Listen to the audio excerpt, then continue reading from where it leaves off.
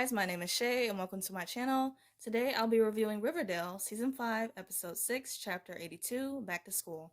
Don't forget to like, comment, and subscribe. Let's get it. The episode starts off with Jughead on the couch reading. Archie and Jughead are talking about their first day as teachers the next day.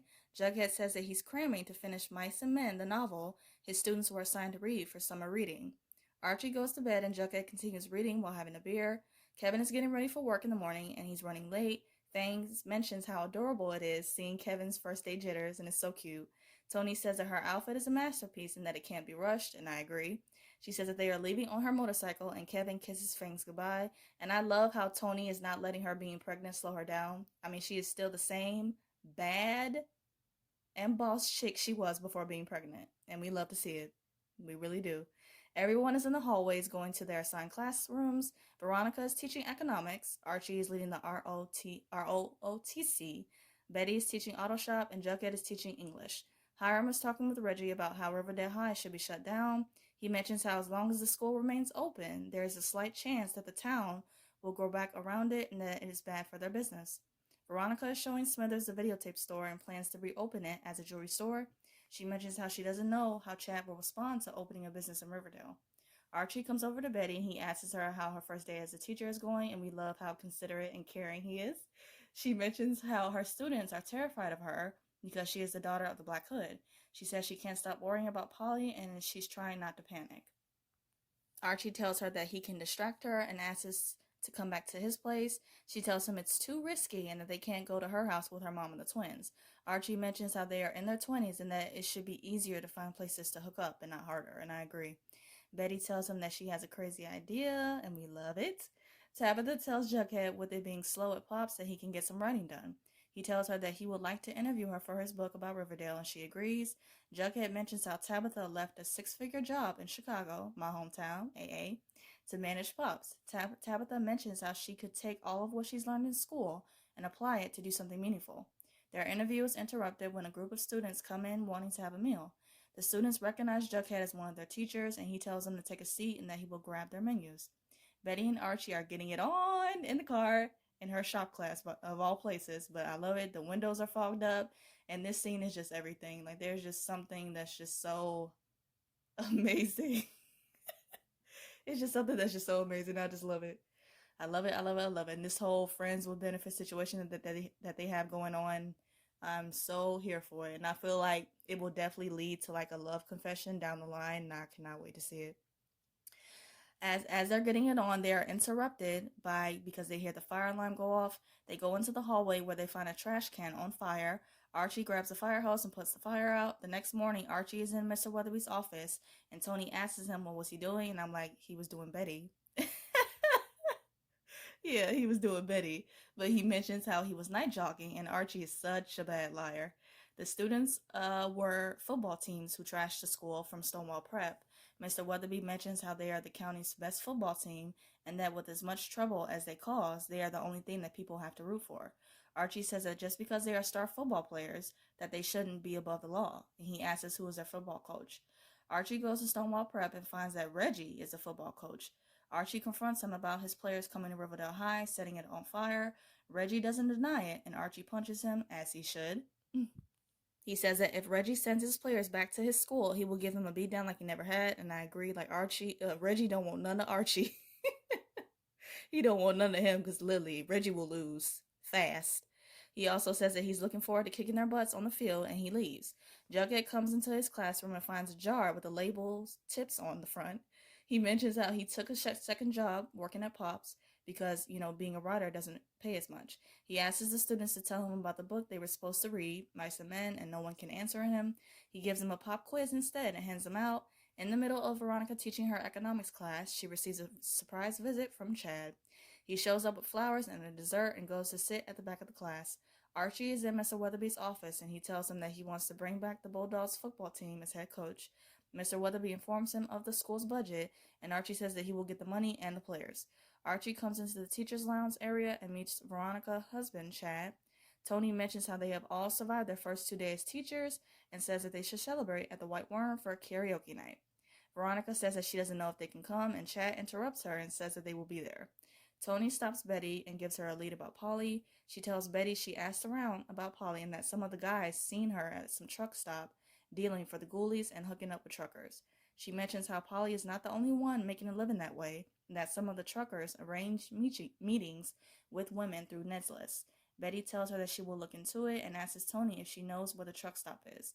Cheryl is painting a portrait, and one of the construction workers tells her that some of the men are threatening to quit. She tells them that they will get their money and a bonus for their patience. Cheryl mentions to Nana Rose that they have to do a new plan. She tells Nana Rose to call Crespi's and have him send an appraiser over while she finishes the portrait of JJ, more so replicate the painting.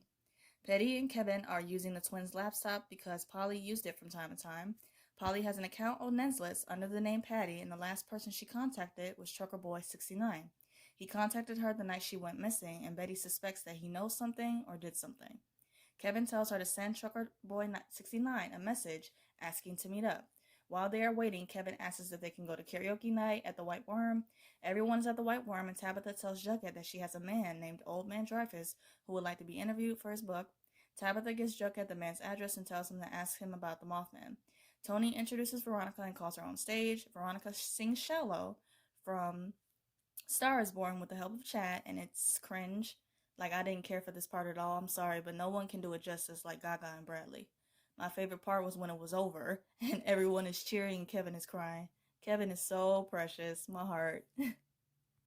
Chad and Veronica are lying in bed, and he mentions how he hasn't slept that good in forever. She tells him it's fun having him there, and he offers for him to stay in Riverdale for a few more days. She agrees, and they kiss.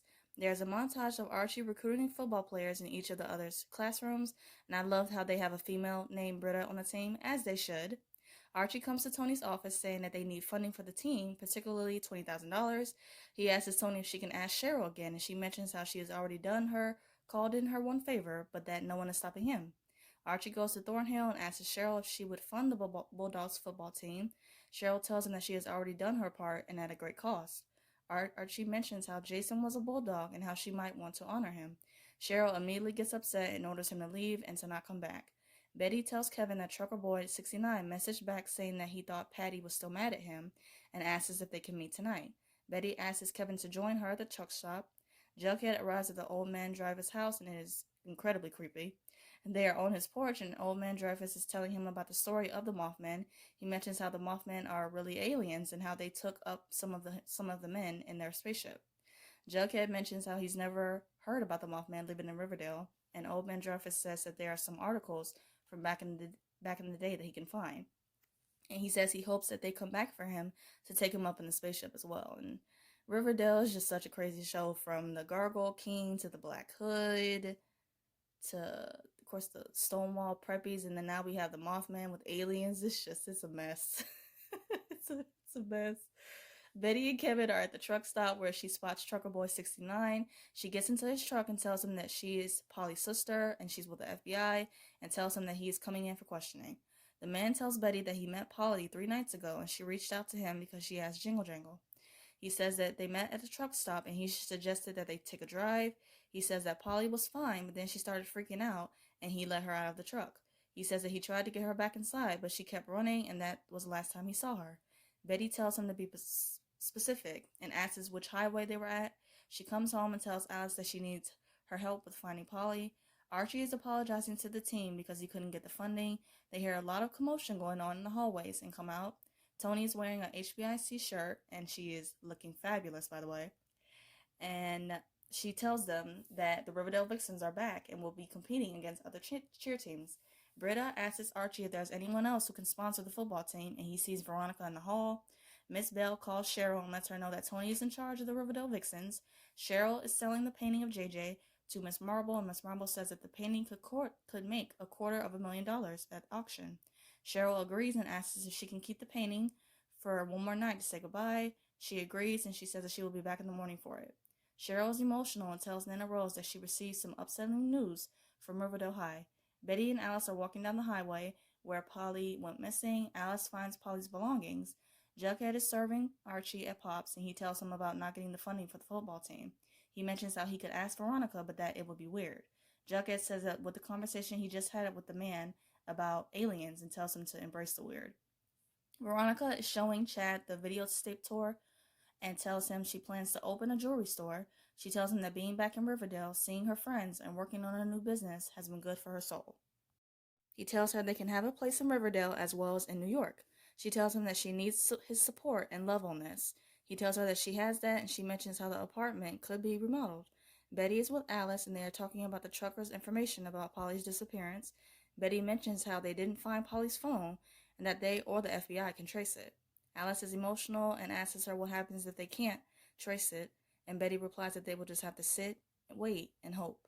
And I'm just like, oh, I just want to give Alice a hug. Like, Alice goes through so much.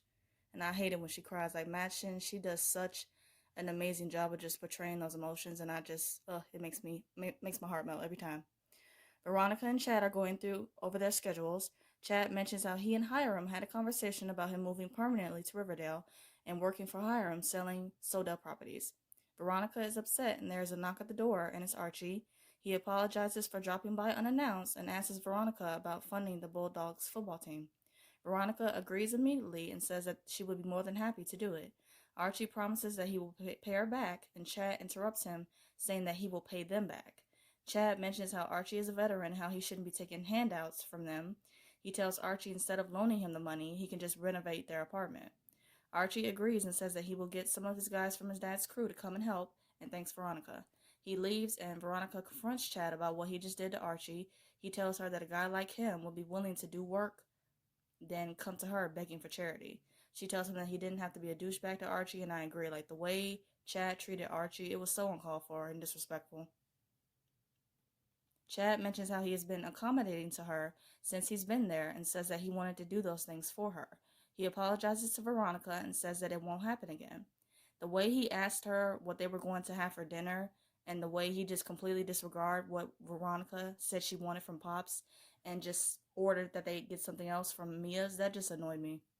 And Veronica, she just went along with it, and I don't like that she's with him, and she deserves so much better. She really does. Jughead is working on a story while working at Pops, and he tells Tabitha about his meeting with Old Man Dravis. He tells her he tracked down some of his friends to learn more about his story, and turns out that they are all dead. He says they all died from cancer, but maybe they were exposed to the same radiation from the spaceship. Tabitha asks him what is the next step, and Jughead tells her that he's tracking down some of the articles. She offers to help him, and he agrees, and I can definitely see these two becoming a thing, and the chemistry is obviously there. But I wouldn't be mad at it. Speaking of a whole lot of chemistry, Barchie, baby. Betty shows up at Archie's door and asks if Jughead is home. He tells her that Jughead is working, and she informs him that they are waiting to hear about Polly. Betty mentions how Alice is driving her crazy, and Archie says that he's feeling pretty crazy and frustrated himself. And I'm like, the best way to release some of that stress and tension? Bow chicka bow wow. They kiss, and Betty says that they should go upstairs. And the way Archie shut that door so quick, he was ready. Like round 3, ding, ding, ding. He shut that door quick. He was ready. Betty and Archie are in the bed, and her phone rings. She tells him that it's Todd, her friend from the academy, probably calling about Polly's phone. She says she has to leave and tells Archie that this was really nice. She kisses him and leaves. And just the way that they are with each other is just everything. And I just want to take a moment to appreciate all of this Barchie content that we have gotten in these last 2 episodes. The chemistry that these two have is seriously on another level. You can just tell that they are just truly each other's happy place, and I've never seen either of them be this happy and pure with their significant others. Veronica tells Chad that they have to take a break because she needs time and space to figure out who she really is. Chad tells her to let him know when she is ready to talk. Cheryl shows up in Tony's office and tells her that her stealing her vixens deserved a visit from her in person and not a phone call. Cheryl tells Tony that she is playing a very dangerous game. Archie and Veronica are with the Bulldogs in the locker room. He informs them that they are assigned a locker with other things and introduces them to the sponsor, Veronica. Miss Bell calls Hiram and lets him know about what's happening with Archie in the locker room. Hiram tells Reggie that Archie has started a football team at the school with the help of Veronica, and Reggie tells him that it's time that they both pay Archie a visit. Betty, Alice, and Kevin are going through Todd's location that he traced from Polly's phone on the map. Polly's phone is located at a swamp, and that they'll go there to find her phone. They decide to split up, and Kevin finds an arm sticking out of the ground, and they all start digging. The episode ends with Jughead screaming to Archie, letting him know that there is a fire. He comes downstairs and Jughead tells him that the fire is spreading on both the front and back porch. And Hiram and Reggie are just so dirty, they are willing to go to these lengths just because the group is doing all this to try to save Riverdale and make the town and the school better. It's just pathetic and just stupid and downright evil. Like, you stooping that low? Okay. To wrap up this video, I'm going to do 3 quick things. First, my quick thoughts on the episode. I enjoyed it. I like seeing the core 4. I just like seeing their first official day as teachers at Riverdale High. Chad is such a douchebag, and him treating Archie like that is just, again, it was so uncalled for. But I'm glad that Archie, from the moment that he met him, he could see through his facade and see that he's a piece of crap. Second, my thoughts on the promo. It looked really, really good. We have a break and new episodes return on March 10th, so I will decide to do like something in replace of that on that day, so stay tuned for that. Third, I'm going to do a quick rapid fire of the episode. So favorite scene, Barchie hooking up. I mean, come on now. It's Barchie. Like, what can I say? Favorite quote, "Let's go upstairs" by Betty. It just hits different every time I rewatch that scene. Favorite look, Cheryl's 2-piece dress that she was wearing at Thornhill when she was selling the painting. I just love how she's able to rock any and everything red. Favorite duo, Kevin and Betty. I love seeing them team up and work together to try to find Polly. My WTF moment, Hiram and Reggie setting Archie's house on fire, trying to send him a message. Hiram has done some low-down things before, many low-down things, but this is taking it to another level. It really has, like, literally trying to kill them. That's just doing too much. It's doing too much. I hope you guys enjoyed my review of Riverdale. I review other shows like All American, Legacies, Good Trouble, and some other stuff. And if those interest you, please check out those videos on my channel and subscribe. Let's keep the conversation going, and let me know your thoughts about the episode in the comments. I hope you guys have a great day, stay safe, and see you guys next week.